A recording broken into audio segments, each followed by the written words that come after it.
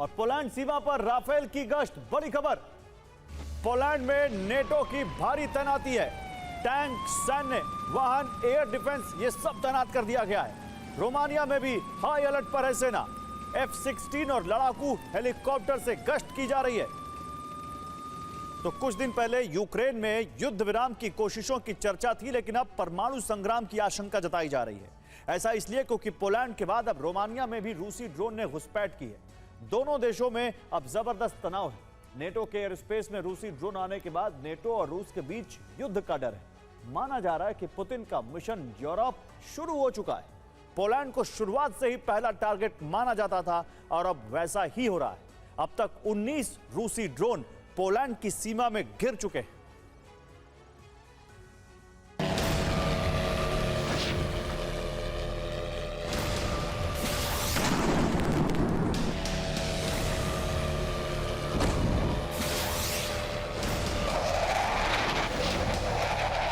UEN Jaipur is a perfect target for prospective students aspiring for good jobs, good education with future-ready skills.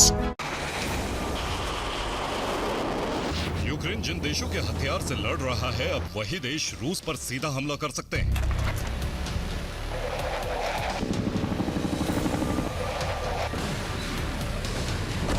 Europe के जिन देशों से Ukraine को मदद मिल रही है, वो अब जंग में यूक्रेन का पार्टनर बन सकते हैं।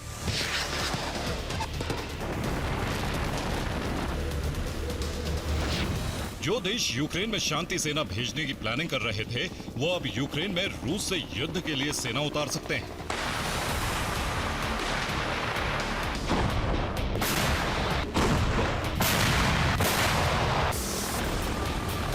पोलैंड में ड्रोन की घुसपैठ के बाद रूस को संयम और सावधानी रखनी थी, लेकिन हुआ है ठीक उसके उल्ट।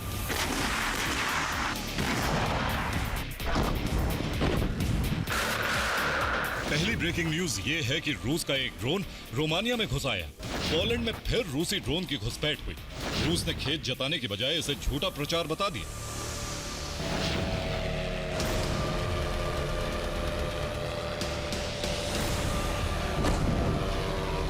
अब पोलैंड और रोमानिया का रिएक्शन ऐसा है कि एक छोटा सा ड्रोन नाटो और रूस के बीच सीधी जंग की वजह बन सकता है।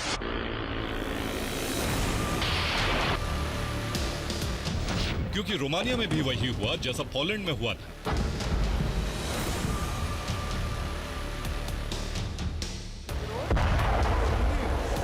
पोलैंड में रूसी ड्रोन की घुसपैठ का सिलसिला थमा नहीं और अब रोमानिया में भी रूसी ड्रोन से दहशत मची। अब पोलैंड और रोमानिया में जंग जैसे हालात। फाइटर जेट हर वक्त हमले के लिए तैयार है।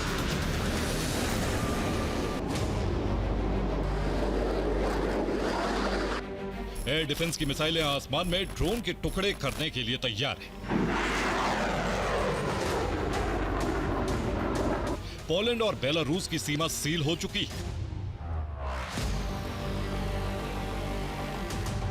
पोलैंड ने बेलारूस की सीमा पर उड़ानों को रोक दिया है। रेलवे लाइन को घेर कर बंद कर दिया गया है। सीमा पर सभी सड़कों को सील कर दिया गया है।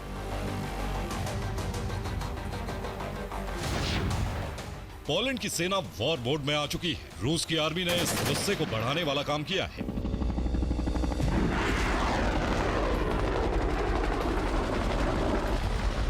शनिवार की रात एक बार फिर रूसी ड्रोन पोलैंड की तरफ बढ़े।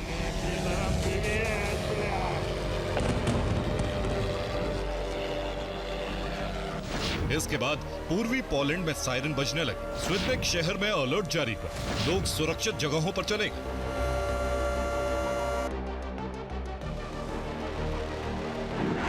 पोलैंड के एयर डिफेंस ड्रोन को गिराने के लिए तैयार थे, लेकिन रूसी ड्रोन ने आखिरी वक्त में दिशा बदल ली।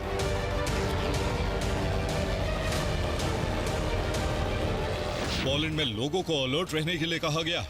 पोलैंड की सेना और एयर डिफेंस हाई अलर्ट पर है। पोलैंड के प्रधानमंत्री नाटो देशों के संपर्क में है।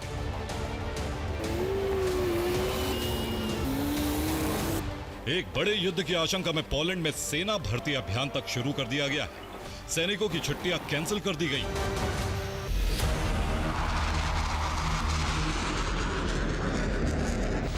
20,000 लोग सेना से जुड़ने को तैयार हैं। सभी लोगों को टैंक चलाने की ट्रेनिंग मिलेगी। अभी करीब 1 लाख और लोग सेना से जुड़ेंगे।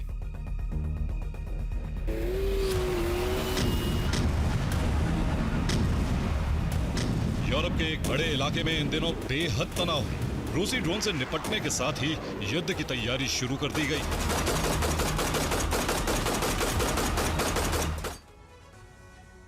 और रूस बनाम नेटो की जंग की चिंगारी यूरोप के 2 देशों में तनाव की वजह से भड़क रही है।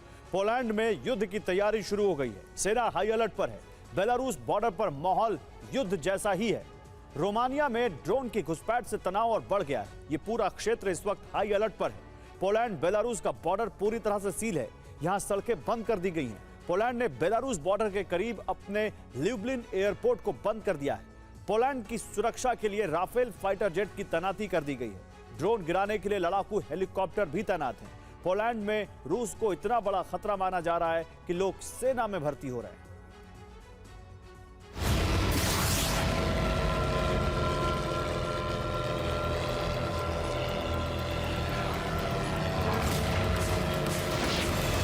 पोलैंड में रूसी ड्रोन के सबूत दुनिया के सामने कई तस्वीरों के जरिए आ चुके हैं, लेकिन रूस इस पर खेद जताने के बजाय इसे झूठ करार दे रहा है। रूस का दावा है कि पोलैंड के पास कोई सबूत नहीं है। संयुक्त राष्ट्र में कहा गया है कि रूस पोलैंड से तनाव नहीं बढ़ाना चाहता। रूस यूरोप पर झूठा प्रचार करने का आरोप लगा रहा है। रूस इस पूरे मामले को साजिश करार दे रहा है। रूस का दावा है कि यूरोप यूक्रेन के मुद्दे से दुनिया का ध्यान हटाने की कोशिश कर रहा है।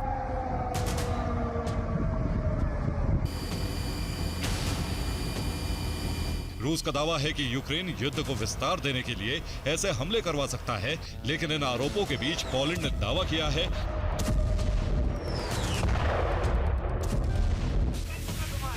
कि पोलैंड में गिरे ड्रोन से ईरान की चिप मिली है। ड्रोन में ईरान की एंटी जैमिंग जीपीएस चिप है।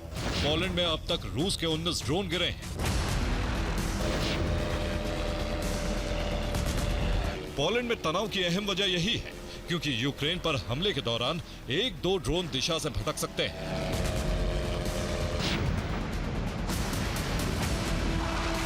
लेकिन पोलैंड में 19 ड्रोन की घुसपैठ साबित करती है कि यह रूस की प्लानिंग का नतीजा है।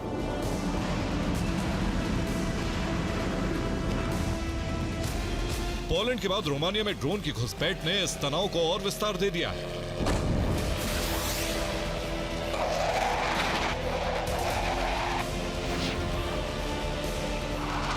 ज़ेलेंस्की का दावा है रूसी सेना को इसकी जानकारी होती है कि ड्रोन कहां तक जाएगा, कितनी देर हवा में रहेगा और कहां गिरेगा। ये कोई संयोग, गलती या कुछ निचले स्तर के कमांडर का काम नहीं हो सकता।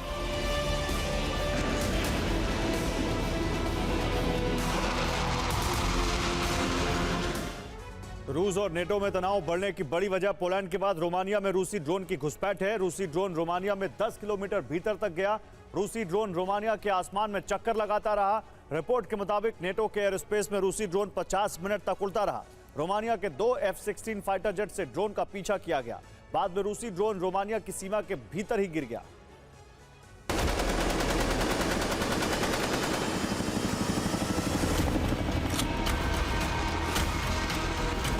एक्सपर्ट्स मान रहे हैं कि रूस यूरोप को डराकर यूक्रेन में हथियार सप्लाई रुकवाने की कोशिश में है।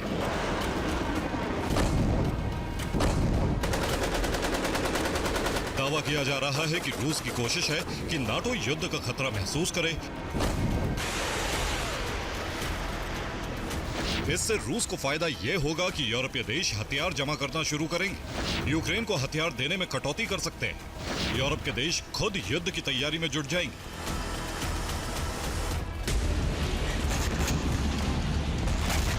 पोलैंड नाटो का सदस्य है और आर्टिकल 4 पहले से ही लागू किया जा चुका है। ऐसे में पोलैंड बॉर्डर पर बढ़ते तनाव को विश्व युद्ध का काउंटडाउन भी कहा जा रहा है।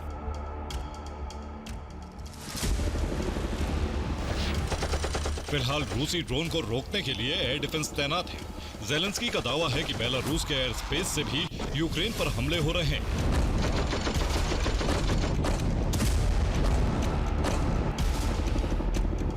और यहीं से पोलैंड के साथ युद्ध की शुरुआत हो सकती है।